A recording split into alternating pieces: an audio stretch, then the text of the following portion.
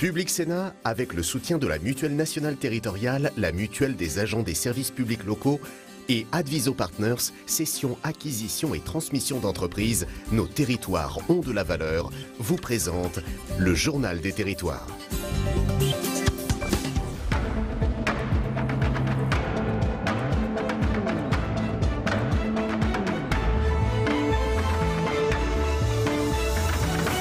Bonjour à tous et bienvenue dans notre édition aujourd'hui en deux parties. Dans un instant, le journal des territoires que je vais vous présenter. Puis territoire d'info, l'invité politique aujourd'hui, c'est Emmanuel Morel, le candidat à la France insoumise aux élections européennes, qui sera en direct sur ce plateau. Voilà, dans un instant, le JT des territoires, on s'y retrouve, il est réalisé avec l'ensemble des télévisions locales de France et du groupe Via Réseau. À tout de suite.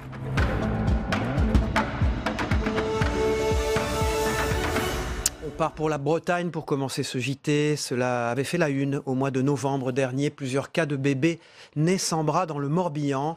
Il y a quelques jours, un comité de suivi dédié au cas d'agénésie, c'est le nom de l'avant-bras, s'est réuni. Face à l'absence de résultats concrets, les familles s'impatientent beaucoup. En parallèle, le registre des malformations suggère de s'intéresser notamment à la piste de l'eau potable. Un reportage de Fanny Coconnier de TB Sud, la chaîne du groupe Le Télégramme, notre partenaire en Bretagne. Et si l'eau potable était à l'origine des agénésies aux avant-bras de 4 enfants nés à Guidel? Dans un rapport publié le 9 avril dernier, le registre des malformations suggère d'approfondir cette piste. Ce travail est mené en parallèle de l'enquête officielle diligentée par le ministère de la Santé. Face à l'absence de résultats concrets, les parents d'Aliénor, comme les autres, s'impatientent. La ministre avait annoncé un retour vers les maires, avait annoncé un travail de recensement. Je ne vois pas d'enquête en cours. L'environnement n'a pas été investigué. Il y a un rapport qui a été produit par le REMERA. Il y a du concret, il y a des pistes. Alors ce ne sont que des hypothèses, mais voilà, il y a des pistes qui me semblent, moi, simple mère de famille et pas scientifique, des pistes intéressantes comme la piste de l'eau par exemple. C'est vrai qu'il y a les familles de Guidel, mais il y a aussi une maman à Calan et que Guidel-Calan c'est le même système de réseau d'eau, donc ça me semble pas invraisemblable comme hypothèse. Le ministère de la Santé a annoncé la publication des résultats des travaux du comité scientifique au 30 juin prochain. Les familles s'interrogent sur ce qui pourrait en ressortir de concret. On se rend dans les Vosges maintenant. Le 18 millionième compteur Linky a été posé il y a quelques jours à Épinal, et ce en présence du président d'Enedis. L'occasion de faire le point sur le déploiement de ces compteurs dits intelligents en France et leur rôle dans la transition énergétique aussi. Le patron de la filiale d'EDF répond également aux nombreuses critiques des anti-Linky. Il y en a. Reportage de Marie-Danielle Rogovitz pour Vosges Télévisions. Le 18 millionième compteur Linky de France a été posé à Épinal avec en l'occurrence un remplacement de compteur communal. Une pause symbolique car le président du directoire d'Enedis est en tournée dans le Grand Est. Et pour le numéro 1 de la filiale d'EDF, ces compteurs sont devenus une norme planétaire essentielle à la transition énergétique. Pour une maîtrise de la consommation d'électricité, ces compteurs devraient également faciliter la progression des énergies renouvelables. Grâce aux compteurs intelligents, ceci va pouvoir permettre de gérer toute cette énergie qui jusqu'à présent était délivrée de manière centralisée vers le client final et qui aujourd'hui, grâce aux énergies délocalisées, solaires, éoliennes, qui sont devenues compétitives, eh bien on peut injecter pratiquement partout sur les réseaux de distribution que nous opérons. Et grâce aux compteurs Linky, on peut gérer cela quasiment en temps réel. Un foyer sur 3 est d'ores et déjà équipé dans les Vosges et l'objectif est de 34 millions de compteurs installés d'ici 2021 en France. Le déploiement se poursuit malgré les nombreuses manifestations d'anti-Linky. Le patron d'Enedis dit comprendre les interrogations suscitées par l'arrivée de nouvelles technologies, mais il réfute en bloc les critiques sur la protection des données, de la santé ou du coût du dispositif. Je le dis très librement, aucun problème de santé avec ces compteurs et je crois qu'aujourd'hui personne n'a pu le faire reconnaître en quoi que ce soit. Aucune gabegie financière, je dirais même que le projet de déploiement dans son ensemble des compteurs est même inférieur aux trajectoires que nous étions fixées. D'ailleurs, le régulateur y veille de manière très scrupuleuse. Et les compteurs Linky devraient être une source de renseignements utile pour affiner les actions de rénovation énergétique des bâtiments et de construction durable. Voilà, de Via Vosges à Via LM TV au Mans. Comment redynamiser les centres-villes? Nous abordons souvent ces sujets dans ce journal télévisé. C'est le cas dans la Sarthe, dans le centre-ville de La Flèche exactement. Les commerçants ont décidé de se regrouper sur une plateforme numérique qui fait la promotion du commerce local. Un reportage donc de via LMTV. Bon. Redynamiser son centre-ville, voilà une problématique dont les commerçants de La Flèche ont décidé de se saisir. Dès cet été, une plateforme regroupera les commerces qui ont accepté de participer à l'opération intitulée « Acheter à La Flèche ». Elle prendra la forme d'un site internet qui guidera l'acheteur vers les magasins de la ville. L'idée, c'est que tous les commerçants locaux soient sur cette plateforme et qu'on puisse se dire la clé d'entrée, j'ai envie de trouver un plombier à La Flèche, je peux aller sur Acheter, je vais trouver des gens. J'ai envie d'acheter mes baskets à La Flèche, je vais sur Acheter. Enfin voilà, que aussi on vienne nous sur le numérique dire on a une proposition et ça aide à pousser la porte du commerçant local. C'est bien ça, c'est qu'on sait que si on n'est pas présent sur Internet aujourd'hui, on se coupe entre 20 et 30% de passage dans nos boutiques. C'est un autre moyen supplémentaire de faire pousser la porte aux gens en local. Pour l'instant, une trentaine de commerçants ont rejoint le groupe, mais ils tentent de séduire un maximum d'entreprises. Je pense que c'est important parce qu'aujourd'hui le digital bouleverse un petit peu les codes du commerce. Il y a de moins en moins de personnes dans nos centres-villes et l'objectif c'est de ramener nos clients dans nos centres-villes et de mettre un petit peu de lien. Ce site Acheter permet de pouvoir le faire en alliant le digital et aussi le commerce de proximité sur La Flèche. La plateforme ouvrira le 1er juillet prochain pour les Fléchois. On se rend en Occitanie maintenant, une photo pour immortaliser ce moment. Il y a quelques jours se tenait la première cérémonie de naturalisation et de déclaration de nationalité française de l'année. Et cette cérémonie se tenait à Béziers. On a pu remarquer qu'une nouvelle tendance se dégageait sur les 102 personnes qui en ont bénéficié. 15 sont originaires du Royaume-Uni. Beaucoup se rejoignent sur un point, le Brexit a été un élément déclencheur, mais c'est aussi l'aboutissement d'un long périple pour ces 102 personnes. Les démarches sont longues, puisqu'il faut compter en moyenne 3 ans entre le début des démarches et l'obtention de la nationalité française. C'est un reportage de Via Occitanie, nos partenaires sur place. Une photo pour immortaliser ce moment. Ce lundi marquait dans la sous-préfecture de Béziers la première cérémonie de naturalisation et de déclaration de nationalité française de l'année. On a pu remarquer qu'une nouvelle tendance se dégage. Sur les 102 personnes qui ont bénéficié de la nationalité française, 15 sont originaires du Royaume-Uni. Je sens plus français qu'anglais maintenant, après 22 ans ici. C'est mon vie, c'est mon pays. Mais comment expliquer ce désir outre-Manche de bénéficier de la nationalité française? Lors de cette cérémonie, il y a des personnes jeunes, il y a des personnes dans la tranche d'âge active et puis il y a aussi des personnes qui sont retraitées. Donc c'est une démarche très personnelle. Une démarche personnelle, certes, mais beaucoup se rejoignent sur un point. Le Brexit a été un élément déclencheur. J'ai pensé de faire bien avant le Brexit, mais le Brexit, ça a accentué la nécessité de rester européen. On a parlé entre nous plusieurs fois bien avant de le faire, parce qu'on voudrait le droit de voter, le droit d'être vraiment français. C'est aussi un aboutissement d'un long périple pour ces 102 personnes. Les démarches sont assez longues puisqu'il faut compter en moyenne 3 ans entre le début des démarches et l'obtention de la nationalité française. Voilà, elle arrive et c'est un événement qui réjouit tout le monde. Chauffeurs, animateurs, serveurs, la FIFA s'active pour recruter du personnel à l'approche de la Coupe du Monde féminine. Un bus de l'emploi s'est arrêté sur le quai des États-Unis de Nice. Durant une journée, les recruteurs ont rencontré les candidats. Regardez ce reportage de nos confrères d'Azur TV à Nice. Regardez. La promenade des Anglais comme décor pour passer un entretien d'embauche. Un cadre idyllique qui s'explique par la présence du bus Proman sur le quai des États-Unis de Nice.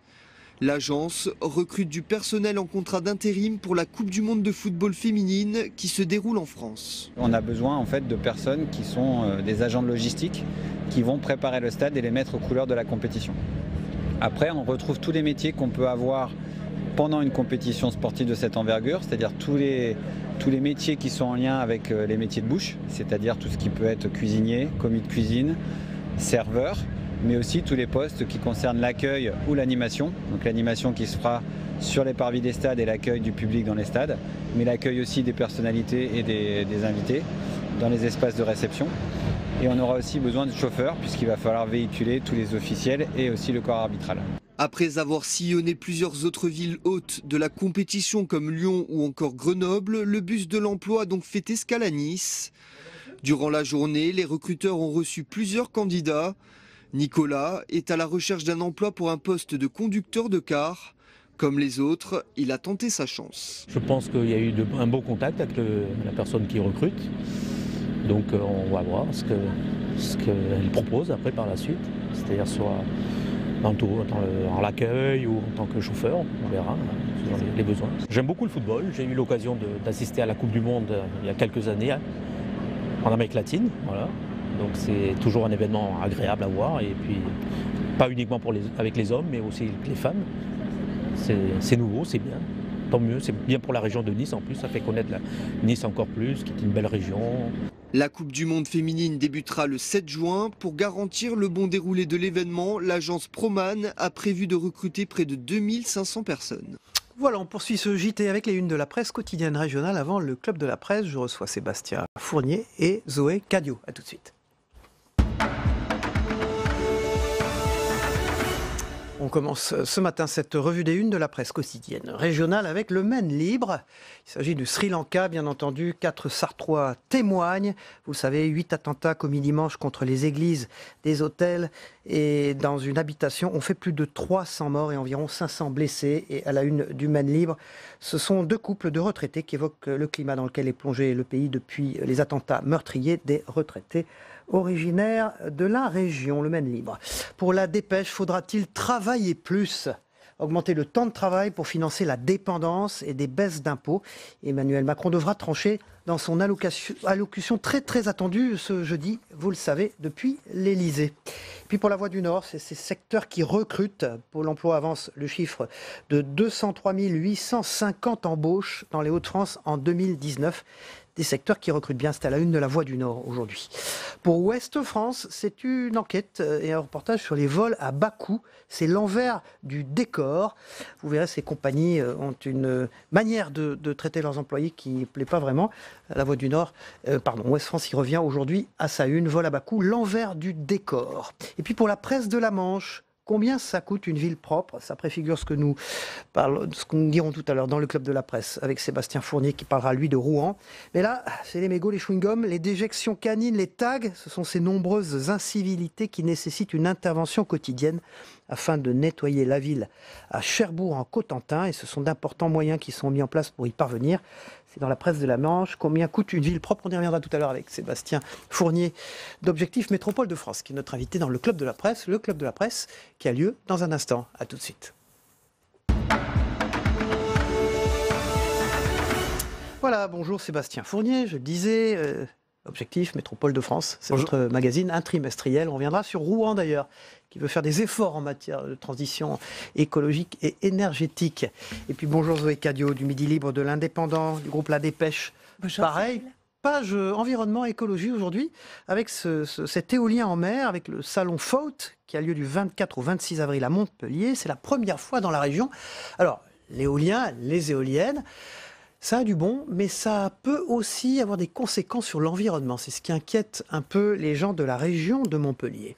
Alors oui, effectivement, aujourd'hui dans Midi Libre, on a un dossier assez intéressant de Yannick Philippona sur l'éolien flottant. Pourquoi l'éolien flottant ? Parce qu'aujourd'hui, à partir de demain, pour être exact, et pendant 2 jours, il va y avoir un grand rendez-vous international de la filière éolienne offshore. C'est tout un programme pour avoir de l'électricité. Il faut savoir que non seulement la filière est mobilisée, mais la région aussi. Carole Delga avait lancé le plan Narbonne. La région Occitanie. Exactement, la région Occitanie, qui a beaucoup soutenu la filière et qui a lancé le plan Narbonne en 2018 pour faire en sorte que ce type d'énergie nouvelle, renouvelable, se développe dans la région. Il faut dire aussi que c'est un joli gisier d'emploi.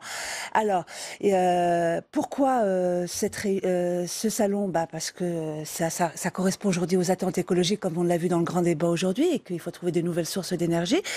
Et puis, hasard du calendrier aussi, on pourrait dire, il faut savoir aussi que la présidente de la région, Carole Delga, comme vous venez de le rappeler, Cyril, est reçue aujourd'hui au ministère de l'Environnement avec Renaud Muselier, le président de la région PACA, pour un peu rouspéter, parce qu'il trouve que le gouvernement est très en dessous de ce qu'ils avaient annoncé dans la filière éolienne par rapport au soutien qu'il va y avoir. On voit une photo de cette éolienne derrière vous là. Alors c'est vrai que ça peut contribuer quand même à rendre la mer un peu moins moins belle. Effectivement. Alors, il faut savoir que l'éolien flottant, autant sur l'éolien terrestre, il y avait eu pas mal de polémiques à cause du bruit que pouvaient faire ces grands oiseaux géants, vous savez, avec ces énormes palmes. Alors, pour l'éolien flottant, il faut savoir qu'il y a deux gros projets de fermes éoliennes dans la région Occitanie qui sont de côté de Gruissant et de Leucate. Alors, c'est pas un hasard. Et puis, je vais faire aussi un petit clin d'œil au Mondial du vent qui se tient en ce moment, vous savez, avec les gens de windsurf. Il y a toute une grande Mondial du vent. Le Mondial du vent en ce moment à Gruissant et Leucate et la Franquille, il y a les grands compétiteurs de windsurf, kitesurf qui se retrouvent en ce moment. Si vous savez pas quoi faire avec les enfants, allez-y parce que c'est magnifique. Mais bon, moi je vais revenir un petit peu à mes éoliennes. Et sur les éoliennes justement, il faut savoir que ce sont ces grands oiseaux géants, généralement sont construites entre 16 et 18 km du rivage, donc on les voit sans les voir. Mais ce qui préoccupe énormément les spécialistes, c'est l'impact qu'il peut y avoir sur l'écosystème parce qu'on n'a vraiment pas de retombées. Et il y a des enquêtes en ce moment qui sont menées sur l'étude de l'impact sur les poissons, mais aussi sur la faune, entre guillemets, je dirais marine. Alors, d'un secteur écologique sur un point du territoire à un autre, on revient tout à l'heure vers vous, Zoé Cadio, pour examiner les cambriolages qui sont en augmentation dans la région Occitanie. On y revient tout à l'heure. Là, on va reparler d'écologie. J'ai lu que les grandes villes consomment plus de 2/3 des ressources et produisent près de 70% des émissions de CO2, Sébastien Fournier. Et donc, Rouen Métropole a décidé de prendre les choses en main et d'essayer de changer son image aussi là-dessus. Oui, bien sûr, changer son image et puis surtout d'agir, essayer de faire des choses. Il y a quand même une urgence d'agir en matière d'écologie, en matière de transition énergétique en particulier. Je rappelle quand même le rapport du GIEC, le dernier rapport du GIEC qui précise que s'il y a une augmentation de plus de 1,5 degré à l'horizon 2050, ce sont des catastrophes écologiques majeures qui vont nous arriver. Et irréversibles, absolument. Donc il y a effectivement une urgence d'agir. C'est pas pour l'instant, on n'a pas le sentiment que c'est un peu l'urgence du gouvernement. Enfin, tout du moins, c'est pas tout à fait. La nouveauté, c'est qu'en fait, ces actions viennent du local maintenant. C'était le cas d'ailleurs à Montpellier avec le Midi Libre. Ça s'était passé à Perpignan d'ailleurs, je crois, un monde nouveau. Hein, exactement, le monde nouveau, fin mars, où on avait revenu une réflexion qui était organisée par la Fédération de la Dépêche. Et là, c'est pareil, on est dans cette continuité, cette logique. Au fond, il faut se prendre en main chez soi, d'abord, avant de regarder les problématiques de la planète. Les solutions sont locales. Les problèmes sont déjà locaux, effectivement, mais les solutions sont locales. Donc, Rouen, pour parler de cet exemple intéressant, qui mériterait d'être généralisé sur l'ensemble des territoires, c'est quoi? C'est une COP21. C'est quoi la COP21? La COP21, c'est l'accord des parties, c'est l'organisation, c'est l'ONU, qui chaque année réunit l'ensemble des pays pour prendre des mesures concrètes pour limiter les émissions de gaz à effet de serre. Donc, eux, ils l'ont fait au niveau local, avec même un groupe d'experts qui est là pour vérifier si scientifiquement les choses peuvent concrètement, fonctionner. Qu'est-ce qui va se passer ? Concrètement, c'est quoi? Dans plusieurs domaines. C'est à la fois l'habitat, c'est aussi les transports, la mobilité, c'est aussi l'agriculture. Il y a des objectifs très chiffrés, c'est l'ensemble des acteurs qui sont concernés pour prendre des mesures claires. Je prends un exemple dans l'habitat. C'est bien sûr la rénovation thermique des bâtiments.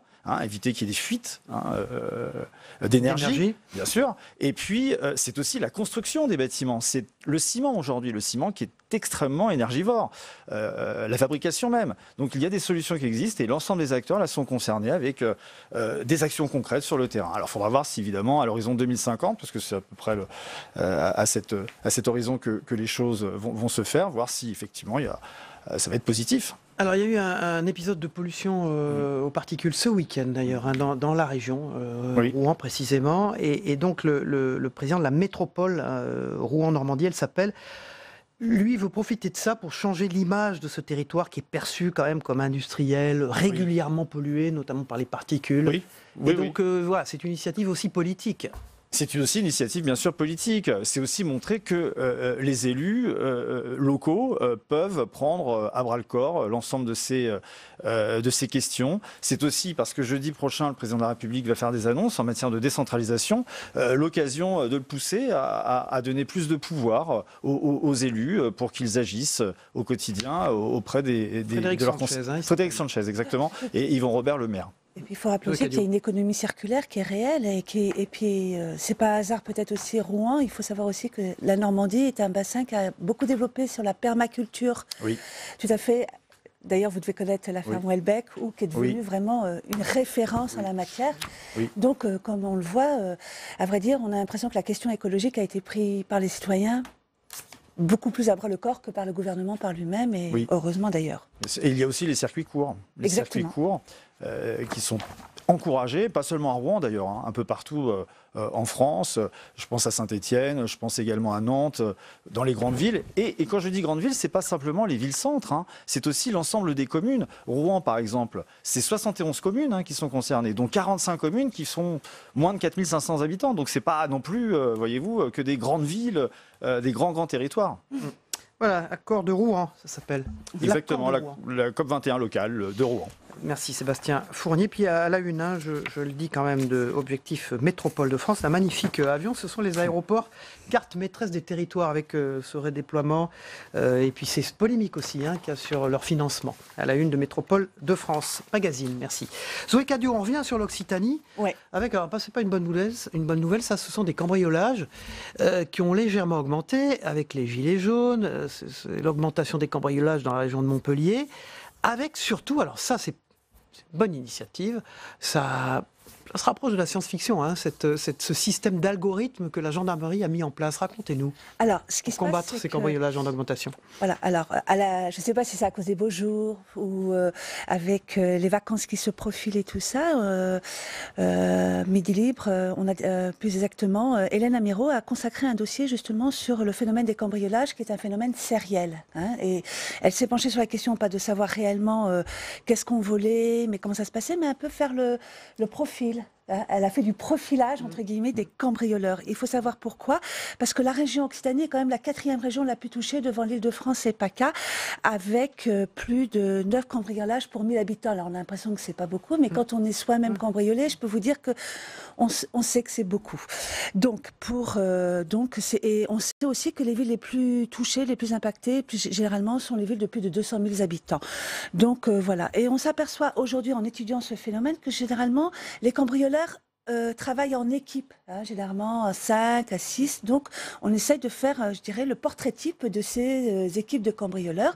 Et face à cet état des lieux, entre guillemets, si vous me permettez l'expression, la gendarmerie, depuis quelques années, travaille évidemment pour les mettre en prison et travaille aussi avec les datas, d'où la mise au point de cet algorithme artificielle, qui est complètement incroyable. Alors, on se retrouve un peu, je dirais, un peu dans la science-fiction avec, je ne sais pas si vous vous souvenez de ce film de Minority Report. De Steven Spielberg. Exactement. Avec Tom Cruise.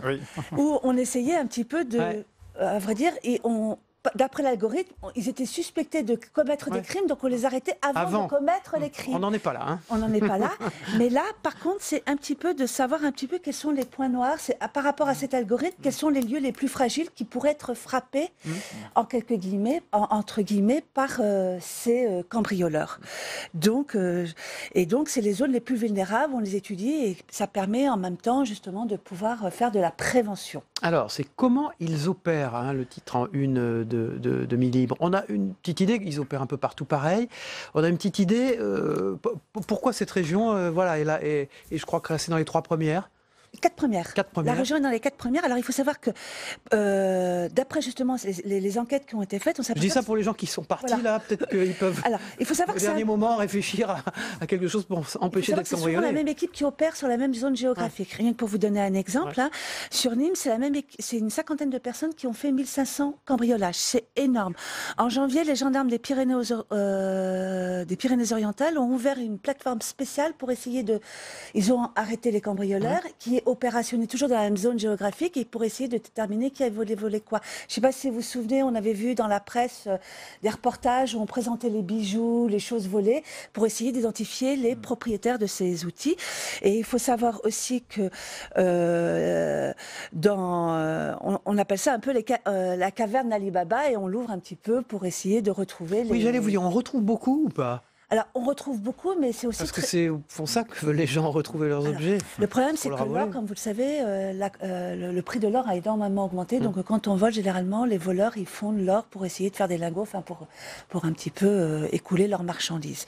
Donc, pour revenir aussi à ces histoires de cambriolage, c'est un phénomène qui sort beaucoup. Et il faut savoir aussi que contrairement à certaines idées reçues, c'est peut-être pas dans les zones rurales où il y a le plus de cambriolage. Et pourquoi? Mais il faut savoir aussi qu'on parlait justement de circuits courts et d'économie circulaire, mais la solidarité dans les zones rurales est réelle. Et si aujourd'hui dans les villes, je ne sais pas si vous faites attention quand on arrive dans certains villages, il y a marqué zone vigilante, zone surveillée, c'est parce que c'est vidéosurveillance. Les voisins vigilants. Voilà l'opération qui avait été lancée. Et c'est les voisins entre eux-mêmes qui préviennent les gendarmes en disant il y a un bruit. Et donc ça marche énormément. Donc c'est un peu la solidarité entre les uns et les autres. Et ce cambriolage de phénomènes, pour les contenir, donc c'est très compliqué. Vous évoquiez justement le phénomène des gilets jaunes. Il est vrai que comme les forces de sécurité ont été énormément mobilisées pour encadrer ces phénomènes, il est vrai qu'ils ont le droit aussi à des jours de vacances, un jour de repos, et donc ils sont peut-être moins sur des missions de sécurité à proprement parler pour lutter contre les cambriolages. Merci Zoé Cadio du Midi Libre et de l'Indépendant. Voilà. Journaux du groupe La Dépêche. Très vite, on est en retard. Je voulais juste dire à côté, c'est que les cambrioleurs, c'est pas juste autochtones. On voit qu'ils zonent, c'est aussi bien des gens qui viennent de l'Est, de l'Ouest, et en fin de compte, ils sont furtifs et ils bougent beaucoup. Alors dans Midi Libre, cambrioleurs, exactement. Comment ils opèrent? Et puis ce sujet sur l'éolien. Exactement. Donc, offshore.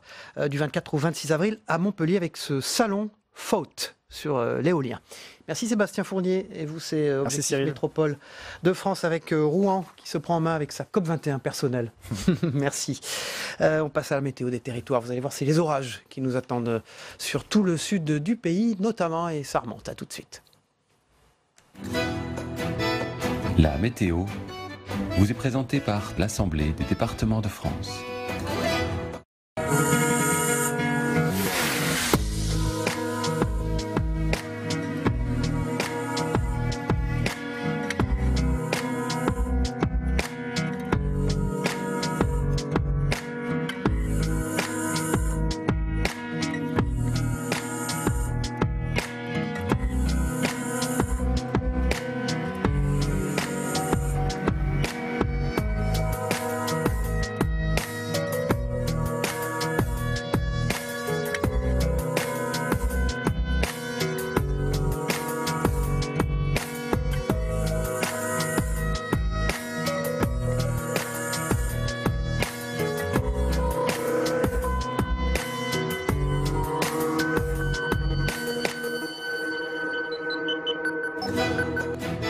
C'était la météo avec l'Assemblée des départements de France. Voilà, dans un instant, c'est Emmanuel Morel, candidat de la France insoumise aux élections européennes, qui est notre invité politique en direct sur ce plateau. Il est là, il arrive. Dans un instant, on va regarder ce qui se passe du côté du reste du monde avec le Zap Monde de TV5 Monde. Ce que vous devez retenir de l'actualité, c'est le Sri Lanka en images avec les démineurs qui font bien sûr sauter des bombes sur place, des bombes qui avaient été donc posées à l'occasion de ces attentats terroristes, vous le savez, de ce week-end dimanche. Et puis le Soudan avec les manifestations devant le QG de l'armée, des manifestants fort mécontents, vous allez le voir. On regarde ça ensemble, on se retrouve après.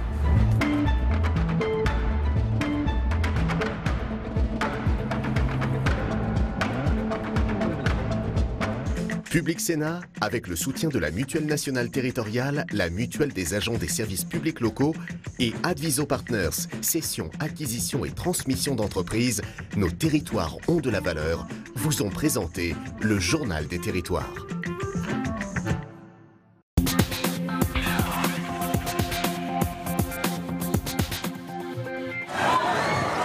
L'explosion vient d'avoir lieu près de l'église Saint-Antoine, la même église qui a été visée dimanche ici, à Colombo. La panique s'empare des passants. Ils ne savent pas encore que ce sont des démineurs qui ont fait exploser une bombe placée dans une camionnette. Pour le gouvernement, c'est le NGT, le National Tawfiq Jamaat, qui est responsable de ce bain de sang. Il y a 10 jours, les services de police avaient été alertés que cette organisation préparait des attentats, notamment contre des églises. Le drapeau soudanais flotte toujours sur la place, devant le quartier général de l'armée. Les manifestants entament leur 17e jour de sit-in, avec toujours autant de détermination. Nous avons annoncé au Conseil militaire que nous restons et que nous résisterons. Nous sommes toujours ici et nous ne bougerons pas tant que toutes nos demandes ne seront pas satisfaites. De quoi agacer les nouveaux dirigeants qui exigent au contraire la fin de la mobilisation. Pour le Conseil militaire, il est temps de lever les barrages et checkpoints improvisés qui depuis plus de 2 semaines paralysent la capitale. C'est un dimanche de Pâques presque comme les autres. Debout sur le banc, en chemise jaune, Freddy Kabanga dirige la chorale de l'église. Pourtant, il y a encore une semaine, aucun de ses croyants ne se serait risqué jusqu'ici. D'ailleurs, ce matin, Freddy était presque seul à marcher sur cette route, frontière entre 2 quartiers, endeuillés par de violents affrontements. Bientôt, vous allez voir, les adeptes, les enfants de Dieu vont arriver, et l'église sera pleine. Et Freddy a eu raison. Plus d'une centaine de fidèles se sont pressés à la messe pascale, la première célébrée ici depuis 2013.